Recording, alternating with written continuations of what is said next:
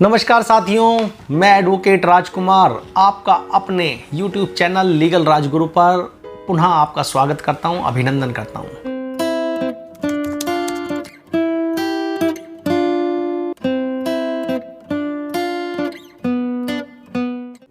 साथियों, आज हम जानेंगे ऐसे सेक्शन के बारे में, ऐसी धारा के बारे में जो आपके बाल्यकाल से लेकर अंतकाल तक आपके जीवन में कहीं ना कहीं वो वाक्य, वो हादसा, वो परेशानी, वो धारा जिससे लगती है वो अवश्य आई होगी।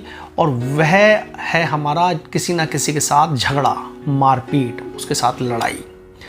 ये अनेकों रूप में हो सकती है। हमारे गली मोहल्ले में सफाई करते समय नाली सफाई, पानी नहीं आया, उस पे किसी से झगड़ा, या रोड पे किसी ने पानी डाल दिया, उस पे हमारा किसी से झगड़ा हो गया। हम मार्केट में कोई सामान लेने गए, सामान में उसने हमसे सही रेट नहीं लगाए, हम या गलत कपड़ा उसने दे दिया, हमने परचेजिंग गलत कर लिया, वो हमसे झगड़ लिया। बहुत सारे ऐसे विषय होते हैं जो कहीं ना कहीं मार पिटाई का, झगड़े का रूप ले लेते हैं। सपोज आप रोड पर जा रहे हैं और रोड पर जाते समय आपकी व्हीकल से किसी की टक्कर हो जाती है या उसकी आपसे टक्कर हो जाती है और आप में झगड़ा हो जाता है। ये भी इसका एक रूप है। कोई एम्प्लॉय है, एम्प्लॉय एक दूसरे एम्प्लॉय को चाटा मार देता है, ये भी इसका एक रूप है। ऐसे ही अनेकों रूप हैं जो कहीं ना कहीं इसके इर्द गिर्द हमारे चलते रहते हैं और हम इस ऑफेंस में घिरे रहते हैं। आइए साथियों, जानते हैं किस किस ऑफेंस की कितनी ग्रेविटी में यह सेक्शन इन पे लागू होते हैं। धारा 323, धारा 324, धारा 325 और धारा 326। आइए जानते हैं इसको क्रमबद्ध तरीके से। धारा 323, अगर किसी व्यक्ति ने किसी को चाटा मार दिया, धक्का दे दिया, तो ये हमारा ऑफेंस हो गया है, ये हमारी उनसे झगड़ा हो गया है। उसने एक व्यक्ति को उसकी पोजीशन से हिला दिया है, हाथापाई हो गई है उनकी, तो ये हमारा जो ऑफेंस है इसमें 1 वर्ष का कारावास है और ये कंपाउंडेबल ऑफेंस है। इसमें समझौता हो सकता है और ये नॉन कॉग्निजेबल ऑफेंस है। ये असंज्ञेय अपराध है, ये मतलब गंभीर किस्म का अपराध नहीं है। दूसरा आता है हमारा धारा 324।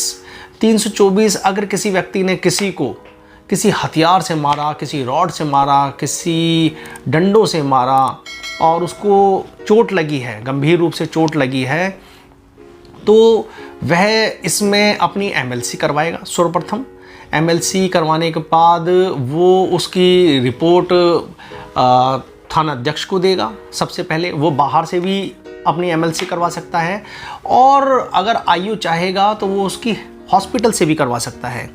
एमएलसी की फुल फॉर्म होती है मेडिकल लीगल सर्टिफिकेट।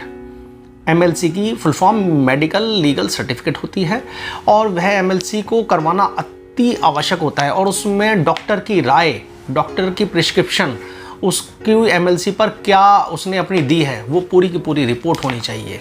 साथियों, ये है नॉन कंपाउंडेबल ऑफेंस है, इसमें कोई समझौता नहीं होगा और इसमें सज़ा 3 साल की सज़ा का प्रावधान है इसमें, और यह संज्ञेय विषय है, ये कॉग्निजेबल ऑफेंस है। इसके बाद आता है हमारा ऑफेंस 325। 325, गंभीर रूप से किसी को चोट लगी हुई है, वह किसी हथियार से मारा जा सकता है या किसी लठ से मारा जा सकता है, लेकिन यह हमारा कंपाउंडेबल ऑफेंस है, इसमें हमारा समझौता हो सकता है 325 में और सज़ा वही है इसमें 3 साल की। लास्ट में आता है हमारा 326। 326, किसी का अंग भंग कर देना, किसी के अंग को काट देना, किसी चक्कू से, किसी दूसरे हथियार से या अपने दांतों से किसी को काट देना, शार्प तरीके से काट देना या ब्लेंडर वैसे कर देना।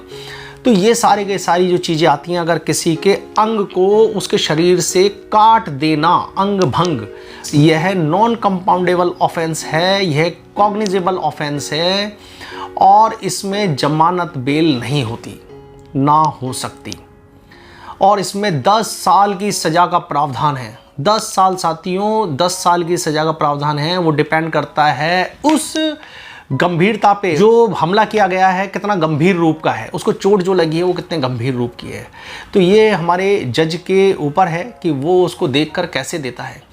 तो साथियों, नॉलेज के कॉलेज में आज इतना ही, और देश दुनिया के कानून को जानने के लिए आप मेरे साथ जुड़े रहें। मेरे साथ बने रहें, मेरे चैनल को सब्सक्राइब, लाइक और शेयर करना ना भूलें। थैंक यू, शुक्रिया, धन्यवाद।